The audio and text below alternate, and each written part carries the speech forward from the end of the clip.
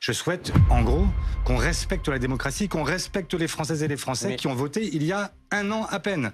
Et donc tout le monde pense que de toute façon, s'ils devaient revoter, ils voteraient peu ou prou la même chose et nous serions dans une situation identique. Bienvenue sur Instant T. Si tu veux voir la politique autrement, abonne-toi dès maintenant.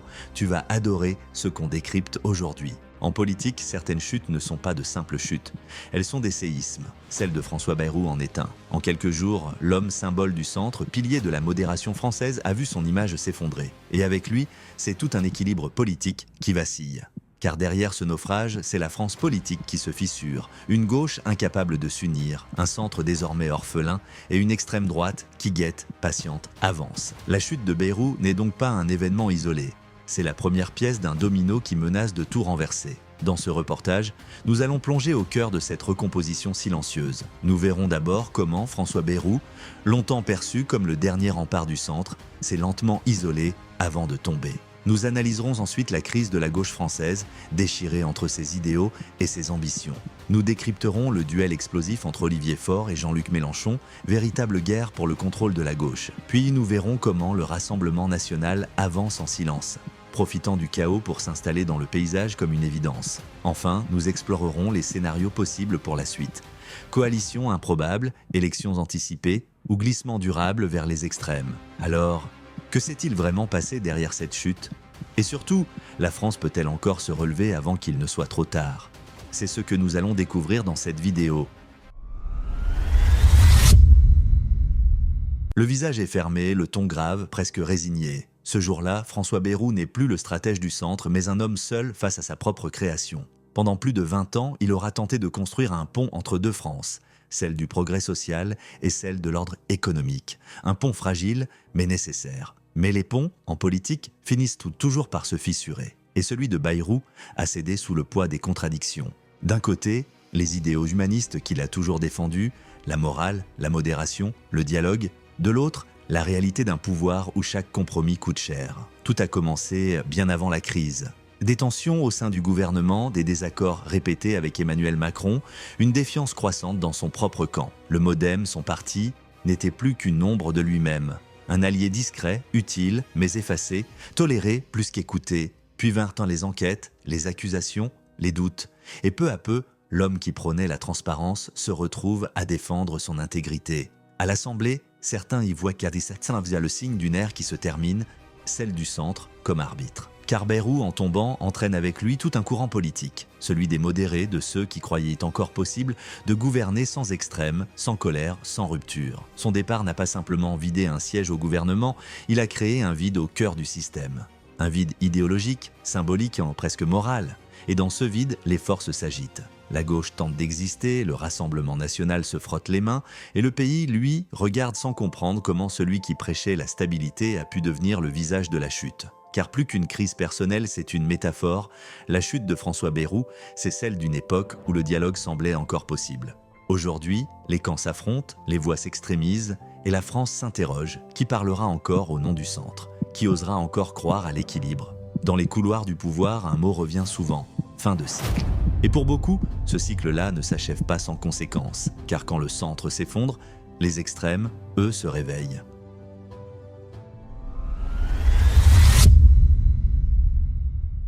La gauche française n'est plus une famille, c'est une diaspora. Une multitude de sensibilités, de mémoires et de rancunes, éparpillées dans un pays qui, jadis, lui devait tout. Aujourd'hui, elle se cherche, se divise, se parle sans s'écouter, et surtout, ne sait plus ce qu'elle veut vraiment incarner.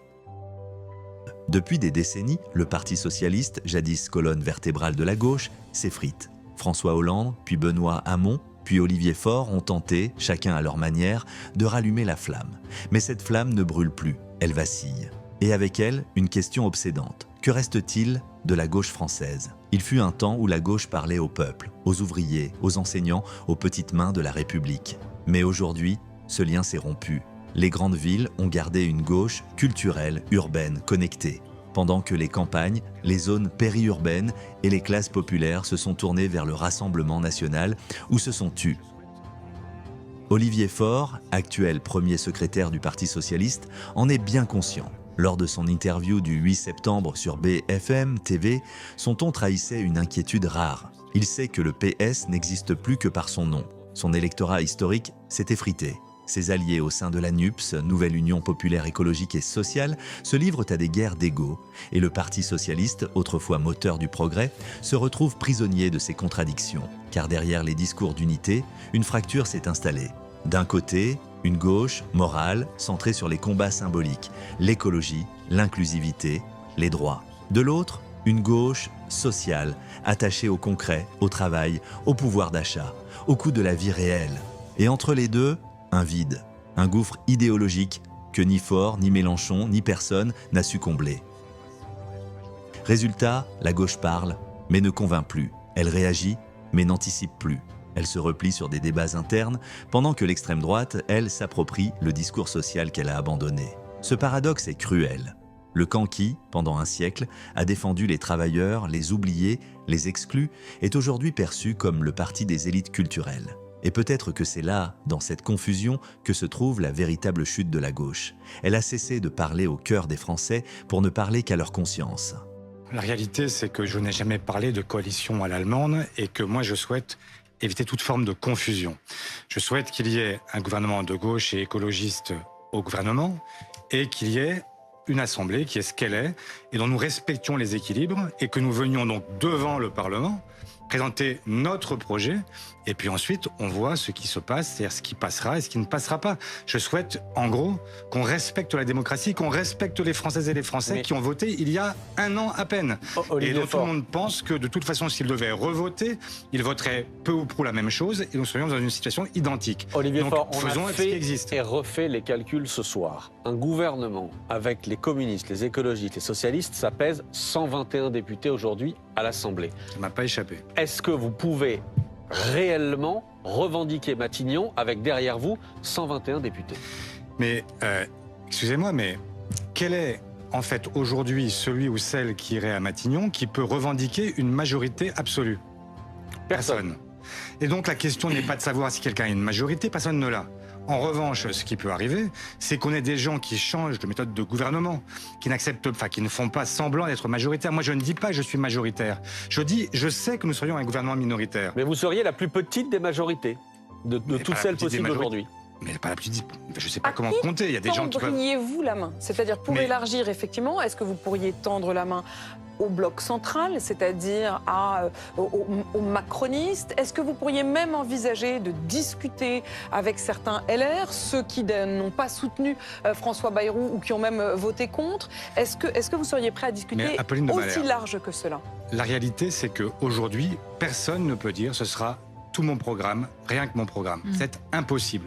Et donc forcément, ce gouvernement-là serait obligé, amené à discuter avec les uns et les autres et de voir comment nous pouvons faire avancer ce pays, parce qu'on ne peut pas accepter l'idée que pendant l'année et demie qui vient, vous feriez ce que Jean-Luc Mélenchon dit? Mais pas du tout. C'est-à-dire que vous feriez une sorte de grande coalition? Je ferais exactement ce qu'il y a un an, quand le Mouvement populaire existait, eh bien, il y avait à ce moment-là un courrier qui était adressé au président de la République par Lucie Castet à l'époque et tous les présidents de groupe, en disant « Nous savons que nous ne sommes pas majoritaires et donc nous chercherons des compromis texte par texte. » Il y a une petite différence, c'est qu'à l'époque, vous aviez tout de même les députés LFI avec vous. On a compris ce soir que ce ne serait plus le cas. Mais je mets au défi Jean-Luc Mélenchon de voter contre le taxe Zuckman. Je le mets au défi de voter contre la suspension de la réforme des retraites. Je le mets au défi de voter contre une augmentation du pouvoir d'achat pour les salariés qui ont en dessous de 1 120 €. Et vous le mettez au défi de vous censurer?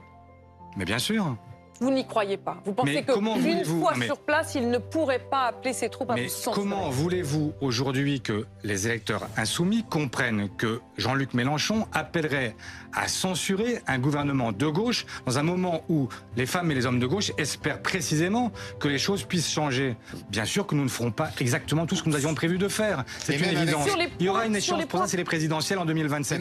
Mais dans l'attente, il faudra bien que quelque chose se passe, que les Français ne soient pas en train de se dire mais c'est la grande déprime, on ne peut rien faire, on ne peut pas avancer. Olivier Faure, même avec les députés insoumis, vous vous exposez à une censure, parce que une censure peut très bien intervenir sans recours au 49.3, comme vous vous y êtes engagé. Et là, vous auriez devant vous un mur, Rassemblement National, Bloc Central et les LR. Donc vous seriez minoritaire. Chacun prend son risque, Yves Tréhard. Et donc, moi, je suis prêt à ce que la gauche et les écologistes prennent le leur et qu'ils fassent la démonstration que dans les propositions qu'ils font, ils peuvent trouver des majorités d'idées et permettre d'avancer, parce que je crois que sur un certain nombre de sujets, nous pouvons avancer et qu'on n'est pas obligé de passer par une purge pour arriver à résoudre l'équation financière que nous avons devant nous. Vous venez d'évoquer la taxe Zucman, la retraite à 62 ans. Sur ces deux points-là, je vais même aller plus loin. Vous n'auriez pas l'opposition, espérez-vous, de LFI, parce que vous dites qu'ils ne vont pas voter contre ces mesures qu'ils souhaitent. Vous auriez même peut-être l'approbation du RN. Est-ce que ça, vous l'accepteriez? Sur la retraite à 62 ans, par exemple, vous êtes d'accord? Mais regardez ce que font les Français et quelles sont leurs opinions sur ce sujet-là. Leur opinion, elle est ultra majoritaire. Leur opinion, elle est aussi soutenue par le RN. Mais vous pourriez me donc posez la question à moi, mais pourquoi vous ne posez pas la question sans voix du RN? Mais vous venez de me dire à l'instant que je pourrais aussi être battu par les voix du RN. Donc le RN existe dans cet hémicycle. On ne peut pas faire autrement que de prendre ou de ne pas prendre les voix qu'ils accordent aux uns et aux autres. Qu'est-ce que vous voulez que j'y fasse? Moi, ce que je dis, c'est que vous êtes réaliste. Vous voulez être réaliste. Je me présenterai devant l'Assemblée avec la gauche et les écologistes en disant voilà ce que nous proposons. Ça vous va, vous prenez. Ça vous va pas, vous prenez pas. Vous l'avez pas proposé il y a un an. J'ai proposé il y a un an. Non, mais il y a un an, vous n'étiez pas vous-même aussi franchement et clairement candidat. Mais je suis candidat pour la gauche et les écologistes. Ça pourrait être un autre que moi. Je n'en fais pas une sorte personnelle. On se souvient de ce psychodrame qui avait duré des semaines pour que vous essayiez de trouver un candidat, une candidate commun qui avait finalement. Ça avait duré trop longtemps, mais pas des semaines. Ça avait duré très longtemps et vous aviez duré une semaine et demie. Vous aviez fini par sortir le nom de Lucie Castet, qui n'est donc plus la candidate. Vous préférez carrément faire des choses. Ça n'est pas moi. L'article 8 de la Constitution est très clair. Il dit que c'est le président qui nomme le Premier ministre. Si on lui dit on veut un tel ou un tel, de toute façon, il choisit tout seul. On l'a fait l'an passé, ça n'a pas marché. Donc là, je ne lui dis pas prenez tel ou tel. Je lui dis c'est vous qui avez le choix de prendre au sein de la gauche et des écologistes un Premier ministre qui permette d'avancer. Alors attendez, juste pour être bien sûr de la méthode fort, si je puis dire. Voilà. Dans votre tête, le gouvernement que vous pourriez diriger, c'est un gouvernement avec uniquement des ministres de gauche, uniquement, on est d'accord? Communistes, socialistes, écologistes, et soutenu en fonction des textes par tel ou tel. Parce qu'il y a quelqu'un d'autre dans votre parti, Jérôme Guedj, qui propose quelque chose d'un peu différent. Il dit, le président nomme un Premier ministre et ensuite on s'enferme quelques jours avec le bloc central à l'Assemblée et on essaie précisément de trouver une majorité sur tel texte ou tel texte. J'aime beaucoup cette logique de s'enfermer. On s'enferme pendant des jours enfin vous à l'Assemblée. Est-ce que les conclaves, ça marche pas, vous l'avez remarqué. Donc vous n'y croyez pas, vous, à cette logique. Mais c'est pas ça, c'est que moi je ne veux pas être... Mais moi, je ne veux pas être dans la coproduction d'un projet commun avec la Macronie ou avec la droite. Je pense que c'est le meilleur tapis rouge qu'on puisse dérouler sous les pieds de Marine Le Pen, qui vous dira, il viendra à votre micro et qui dira, écoutez, ces gens-là, c'est l'élite autoproclamée qui a décidé de faire dans le lot des Français une politique qui est celle du moins-disant, etc. Et donc, je suis la seule alternative. Moi, je ne souhaite pas cela. Je souhaite que nous puissions dire qu'il y a dans ce pays une gauche et des écologistes, et il y a une droite, et c'est parfaitement légitime d'être de droite, et je ne reprocherai jamais à quiconque ses opinions, mais simplement, dans le débat parlementaire, nous pouvons trouver à certains moments des points de convergence. Quel est le programme? Et donc, quel est le programme? Taxe Zucman, retraite à 62 ans. Quels sont les points que vous proposeriez de mettre sur la table? Nous, ce que nous proposons, c'est simple. Nous proposons un plan qui est un plan qui permet de ne pas mourir éguéri. Donc nous considérons que la trajectoire proposée par François Bayrou est une mauvaise trajectoire. 44 milliards d'économies, c'est impossible. Vous proposez la moitié. On en fait la moitié. On en fait la moitié, et l'argent qu'on récolte, notamment grâce à la taxe Zucman, la taxe sur les GAFAM, permet de trouver l'argent pour à la fois permettre de réduire le déficit et en même temps d'opérer un plan de relance et de faire gagner du pouvoir d'achat aux Françaises et aux Français. Donc on a 27 milliards d'économies, on a la taxe Zucman. Quoi d'autre? Et on a 6 milliards qu'on redonne immédiatement aux Français. Donc pour tous les Français qui nous écoutent et qui ce soir gagnent moins de 1 920 € net par mois, ils verront à la fin de l'année, par la baisse de la CSG, ils verront en réalité leur pouvoir d'achat augmenter entre 900 et 1 500 €. Ce qui est énorme pour des gens qui aujourd'hui ont tant de peine à financer la rentrée des classes. des vacances, offrir des loisirs à leurs enfants, faire en sorte que la vie soit plus belle qu'elle n'est aujourd'hui. Ça, c'est ce que nous pouvons proposer sur le budget dès de la demain. sécurité sociale qui a été beaucoup débattu ces derniers jours. Est-ce que vous reprendriez ce qui a été mis notamment par des décrets par François Bayrou sur les plus grandes difficultés à accéder à l'AME, sur la question des jours fériés, des jours de carence? Est-ce que sur ces points-là, qui faisaient partie de l'équation, vous êtes dedans ou vous mettez ça à la poubelle? Non, on peut passer autrement. Et donc, ce que nous cherchons à dire, c'est qu'il y a d'autres moyens de faire. Pour toutes celles et ceux qui, vous allez sur le site du PS, vous verrez que tout est documenté, chiffré, et que nous avons trouvé les moyens de faire en sorte que ce pays ne bascule pas dans un abîme de dette, mais en même temps que ce ne soient pas les Français de la classe moyenne, des classes populaires qui en soient les victimes. Vous pourriez garder C'est Éric possible. Lombard comme ministre de l'économie si vous étiez Premier Mais ministre? je ne fais pas de casting, en fait, on n'en est pas là du tout. On est dans une On précise situation... que c'est votre ami. Non, mais que c'est un homme qui vient de la gauche. Il y a de la gauche dans ce gouvernement. Éric Lombard, François Rebsamen, Juliette Méadel, voilà des gens avec qui vous pourriez créer une forme de Mais continuité. Éric Lombard, Manuel il a Valls, été- qui un jour fut Premier Éric ministre Lombard était socialiste. coproducteur du budget que nous condamnons. Donc, je ne sais pas... Il y a 20 ans, prononcer le mot « Rassemblement national » faisait frémir. Aujourd'hui, il fait réfléchir. Et c'est peut-être là le plus grand coup de génie politique de Marine Le Pen. Car le RLN, anciennement Front National, n'a pas changé de nom par hasard. Il a changé de peau. Il a troqué le cri contre le calme, la colère contre le discours et la peur contre l'apparence de la normalité. Marine Le Pen a compris une chose simple. La France n'a pas besoin de plus de bruit, elle a besoin de quelqu'un qui semble écouter. Et cette posture, faussement modérée mais parfaitement calculée, a transformé le RN en une machine de respectabilité. Pendant que la gauche se divisait, que le centre s'essoufflait et que la droite hésitait, le RN avançait, lentement, silencieusement. Dans les campagnes, les petites villes, les périphéries, là où l'État ne va plus, là où les partis traditionnels ne vont plus non plus. Marine Le Pen et son dauphin, Jordan Bardella, ont compris le vide sociologique du pays. Le vide entre les grandes métropoles et la France périphérique. Et c'est dans ce vide qu'ils ont bâti leur légitimité. Leur discours n'est plus celui de la rupture, mais celui du réalisme. Pouvoir d'achat, sécurité, immigration, souveraineté, des thèmes que d'autres jugent populistes, mais que beaucoup de Français jugent désormais de bon sens. Ce basculement est historique. Le RN n'est plus un parti de protestation, mais un parti de proposition. Et cette mutation effraie autant qu'elle séduit, parce qu'elle signifie une chose: le rejet n'est plus majoritaire. Le RN ne fait plus peur, il rassure presque. Et dans une démocratie fatiguée, c'est souvent le début d'une victoire. Alors, est-ce la normalisation du RN ou la radicalisation silencieuse du pays? La frontière entre les deux s'efface. Et dans ce brouillard politique, Marine Le Pen n'avance plus seule. Elle avance avec le consentement d'une partie du peuple. Il est contre les hausses d'impôts, Éric Lombard. Il est contre les hausses d'impôts, ça, vous verrez avec lui, mais moi je ne suis pas là pour le faire parler. Ce que je dis simplement, c'est qu'il faut de la clarté et il faut éviter toute forme de confusion. La confusion conduit forcément à l'extrême droite. Pourquoi? Parce qu'à un moment, quand on pense que c'est une affaire où la droite et la gauche, de toute façon, c'est du pareil au même, et bien dans ces cas-là, l'alternative, elle est uniquement portée par l'extrême droite. Et je ne veux à aucun prix de l'extrême droite au pouvoir. Et donc, c'est la raison pour laquelle je dis qu'il faut être clair. Et accepter le jeu de la démocratie par le... Derrière chaque pouvoir visible, il y a un pouvoir invisible. Et c'est peut-être celui-là, aujourd'hui, qui vacille. Les élites françaises, celles de Bercy, des médias, des grandes écoles, des cabinets ministériels, ont longtemps gouverné sans opposition réelle. Elles pensaient incarner la raison, la compétence, la stabilité. Mais à force d'être déconnectées du pays, elles en ont perdu le langage. À Bercy, on parle de réforme et d'équilibre budgétaire. Mais dans les foyers, on parle de plein, de factures, de loyers.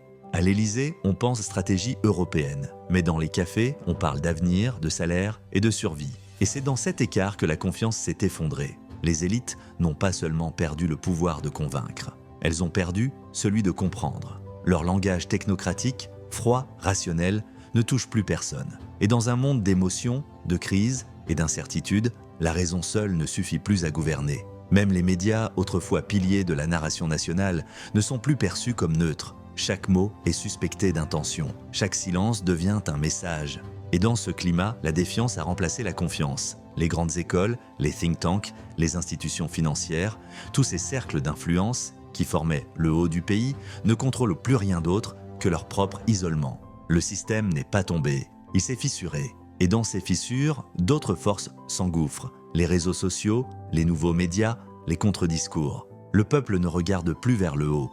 Il regarde ailleurs, les élites pensaient que la colère s'essoufflerait. Mais la colère a appris à se taire, et c'est peut-être ce silence, plus que tout, qui annonce la prochaine tempête. Ce n'est pas une révolution, ce n'est pas un coup d'État, ce n'est même pas une crise visible. Et pourtant, la France a changé. Ce basculement n'a pas eu lieu dans la rue, ni dans les urnes, ni à la télévision. Il s'est produit ailleurs, dans les têtes, dans les conversations, dans ce moment silencieux où des millions de Français ont cessé de croire à ce qu'ils entendaient. Pendant que les partis s'effondraient, que les élites se fragilisaient, que la gauche doutait, que la droite patientait et que le pouvoir s'isolait, le peuple, lui, a basculé. Pas vers un camp, mais vers une idée, celle que plus personne ne le représente vraiment. Ce basculement est invisible parce qu'il est intérieur. C'est le glissement d'une confiance vers une méfiance, d'une démocratie participative vers une démocratie résignée, de la parole publique vers la défiance collective. La France n'a pas explosé, elle s'est déconnectée. Et ce débranchement progressif du lien entre gouvernants et gouvernés est peut-être la transformation la plus profonde de notre époque. Aujourd'hui, les discours politiques se multiplient, mais plus personne ne les écoute vraiment. Les élections continuent, mais de plus en plus de citoyens votent sans conviction, ou ne votent plus du tout. Et pendant que les institutions répètent que tout va bien, le pays, lui, s'éloigne doucement. Ce basculement n'est pas spectaculaire, il est silencieux, et c'est précisément ce qui le rend redoutable. Car un peuple qui ne croit plus à ses institutions, mais qui ne croit pas encore en une alternative, devient un peuple vulnérable. Vulnérable à la colère, vulnérable à la peur, vulnérable à n'importe quel discours qui promet le retour du contrôle. Le basculement invisible, c'est cette impression que la République tient encore, mais qu'elle flotte, qu'elle avance sans cap, guidée par l'inertie plus que par une vision. Et dans ce flottement, le véritable danger n'est peut-être pas celui qui crie, c'est celui qui attend, en silence, que le vide devienne total. Car l'histoire de la France ne s'écrit jamais dans le bruit des discours, mais dans le silence des transitions. Et celle que nous vivons a peut-être déjà commencé. La France est à un tournant, pas celui qu'on commente dans les débats, mais celui qu'on ressent dans les regards, dans les silences, dans la fatigue collective. Alors, la question n'est plus qui gagnera la prochaine élection, mais plutôt dans quel pays cette élection aura-t-elle lieu ?